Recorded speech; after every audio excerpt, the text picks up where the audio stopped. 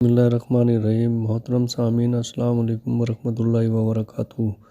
دوستو، آئیے سنتے ہیں، محبت الہی کا جذبہ انسان کے دل میں ہو تو اللہ بڑی مہربانی فرماتا ہے۔ محبت میں ایسی کیفیت ہو جیسی حضرت عبداللہ بن ذوالوجہین رضی اللہ عنہ کو نصیب ہوئی تھی۔ یہ ایک نوجوان صحابی تھے جو مدینہ طیبہ سے کچھ فاصلے پر ایک بستی میں رہتے تھے۔ دوستوں سے معلوم ہوا کہ مدینہ طیبہ میں ایک پیغمبر علیہ السلام تشریف لائے ہیں۔ حاضر ہوئے اور چوری چھپے کلمہ پڑھ لیا۔ واپس گھر آئے۔ گھر کے سب لوگ ابھی کافر تھے، لیکن محبت تو وہ چیز ہے جو چھپی نہیں۔ اپنی طرف سے تو چھپایا کہ کسی کو پتہ نہ چلے، مگر علیہ السلام کا کوئی ذکر کرتا تو یہ متوجہ ہوتے۔ ایک دم بھی محبت چھپ نہ سکی۔ جب تیرا کسی نے نام لیا، گھر والوں نے اندازہ لگا لیا کہ کوئی نہ کوئی معاملہ ضرور ہے۔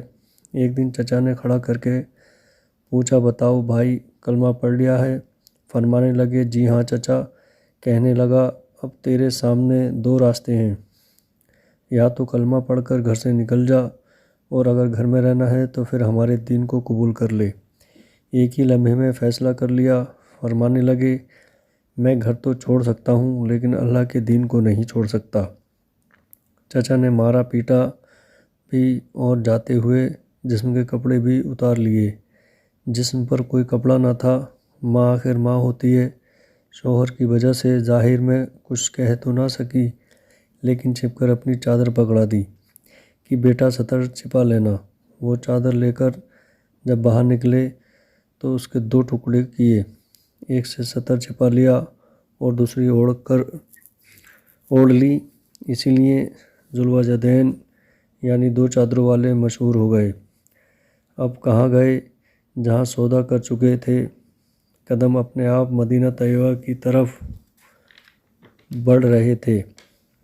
رات کو سفر کر کے صبح کو نبی اکرم صلی اللہ علیہ وسلم کی خدمت میں حاضر ہوئے۔ نبی کریم صلی اللہ علیہ وسلم نے دیکھا تو چہرے پر عجیب خوشی کی کیفیت ظاہر ہوئی۔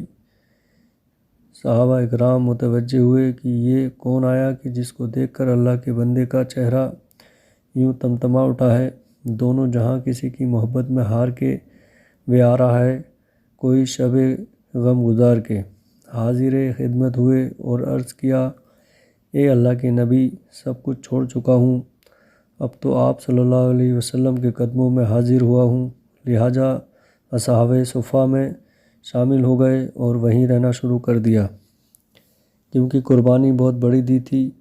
محبت الہی میں اپنا سب کچھ داؤ پر لگا دیا تھا، اس لیے اس کا بدلہ ایسا ہی ملنا چاہیے تھا۔ اس لیے ان کو ایسی کیفیت حاصل تھی کہ محبت الہی میں کبھی کبھی جذب میں آ جاتے تھے۔ آج کل کے لوگ ہیں کہ جناب جذب کیا ہوتا ہے؟ جناب حدیث مبارکہ پڑھو، پھر پتہ چلے گا کہ جذب صحابہ اکرام پر بھی طاری ہوتا تھا۔ حدیث مبارکہ میں آیا ہے کہ یہ حضرت عبداللہ ذوالوجہین رضی اللہ عنہ مسجد نبوی کے دروازے پر کبھی کبھی بیٹھے ہوتے تھے اور ایسا جذب طاری ہو جاتا تھا کہ اونچی آواز میں اللہ اللہ اللہ کہہ اٹھتے تھے۔ حضرت عمر رضی اللہ نے دیکھا تو انہوں نے ڈانٹا کہ کیا کرتا ہے؟ یہ سن کر اللہ کے نبی صلی اللہ علیہ وسلم نے فرمایا، عمر، عبداللہ کو کچھ نہ کہو، یہ جو کچھ کر رہا ہے اخلاص سے کر رہا ہے۔ کچھ عرصہ گزرا۔ نبی کریم صلی اللہ علیہ وسلم ایک غزوے میں تشریف لے گئے۔ حضرت عبداللہ بھی ساتھ تھے۔ راستے میں ایک جگہ پہنچے تو بخار ہو گیا۔ نبی کریم صلی اللہ علیہ وسلم کو پتہ چلا تو آپ ابو بکر عمر رضی اللہ کو ساتھ لے کر تشریف لائے۔ جب وہاں پہنچے تو حضرت عبداللہ کے کچھ لمحے باقی تھے۔ نبی اکرم صلی اللہ علیہ وسلم نے ان کے سر کو اپنی گود مبارکہ میں رکھ لیا۔ یہ وہ خوش نصیب صحابی جن کی نگاہیں چہرہ رسول صلی اللہ علیہ وسلم پر لگی ہوئی تھیں اور وہ اپنی زندگی کے آخری سانس لے رہے تھے۔ سبحان اللہ، گود مبارکہ میں اپنی جان اس کیفیت میں جان دینے والے کے حوالے کر دی۔ نبی کریم صلی اللہ علیہ وسلم نے ارشاد فرمایا کہ کفن دفن کی تیاری کرو۔ آپ نے اپنی چادر بھجوائی اور فرمایا کہ عبداللہ کو اس چادر میں کفن دیا جائے گا۔ سبحان اللہ، واہ اللہ، تو بھی کتنا مہربان ہے کہ جس بدن کو تیری راہ میں ننگا کیا گیا تھا، آج تو اس بدن کو اپنے محبوب کی کملی میں چھپا رہا ہے۔ سبحان اللہ، سودا کر کے دیکھیں، پھر دیکھیں کہ اللہ رب العزت کیسی مہربانی فرماتا ہے۔ ہم لوگ ہی بے قدرے ہیں کہ اللہ تعالیٰ کو بھی کہنا پڑا، اور انہوں نے اللہ تعالیٰ کی قدر نہیں کی جیسی کرنی چاہیے تھی۔ خود نبی کریم صلی اللہ علیہ وسلم نے ان کا جنازہ پڑھایا، پھر جنازے کو لے کر قبرستان کی طرف چلے۔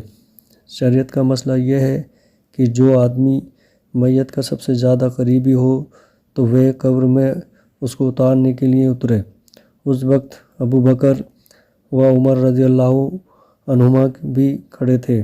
نبی علیہ السلام نے خود قبر میں اتر کر فرمایا کہ اپنے بھائی کو پکڑا دو، مگر ان کے ادب کا خیال رکھنا۔ آپ نے